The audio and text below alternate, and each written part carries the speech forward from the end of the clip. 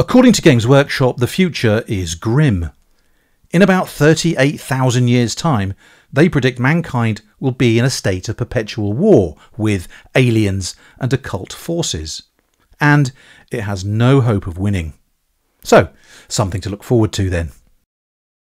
I dipped my toe into the 40k tabletop wargaming pool some time ago. But it was its offspring, Space Hulk, that cemented my on-off relationship with the 40k universe. When I bought the first edition in the early 1990s, and then again when they published the third edition almost 20 years later. So when Fantasy Flight Games, Games Workshop's bestie at the time, released Death Angel in 2010, it promised not only to squeeze the titular Space Hulk into a tiny box, but you could also play it cooperatively or solo.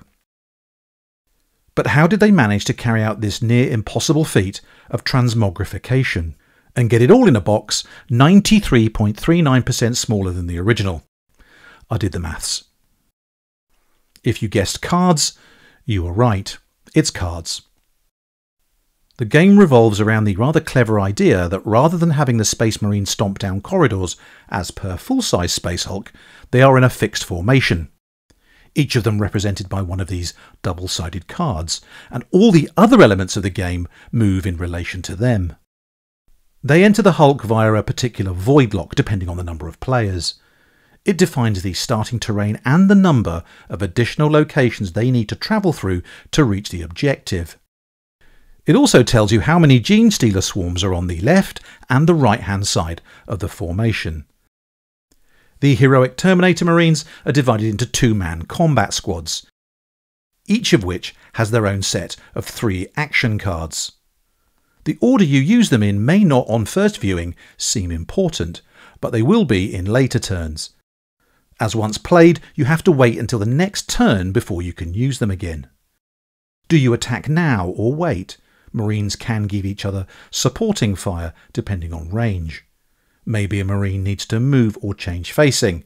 They can, after all, only shoot in the direction they are pointing. Or might it be better to boost their chances of success by first taking a support token, useful if the dice gods aren't paying attention? Once you've resolved all these actions, it's the Gene Stealer's turn.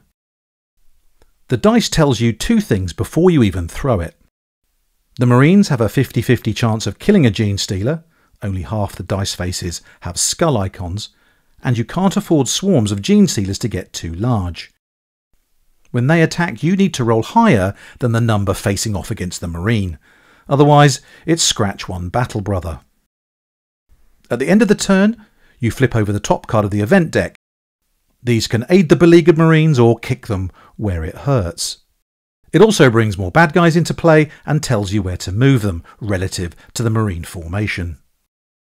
Once either of these blip piles is emptied, the Marines move to a new location. New blip piles are drawn, new terrain placed, and if you haven't cleared all the Gene Stealers from the previous location, the relentless bioforms follow you. You might already get the sense this is not, as a certain Corporal Hudson once asked, a bug hunt. No matter how tough your formation of ultimate badasses are, they will regularly get their aforementioned asses handed to them.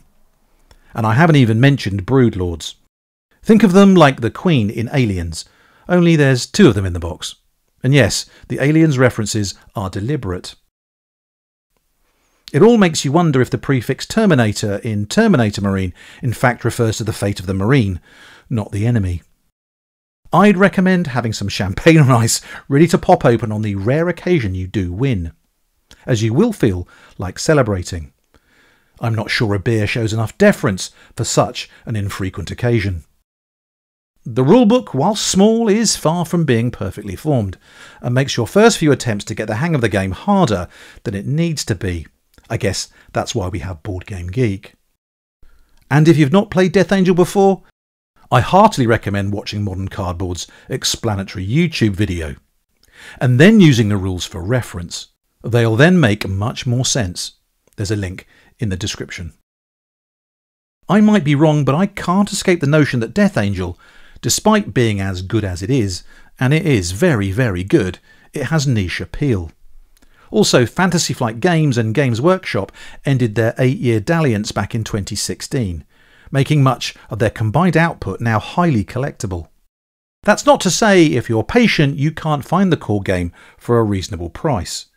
But unless the God Emperor of mankind looks up from his golden throne after 10,000 years and smiles upon you, forget the 4 expansions. They're now silly money.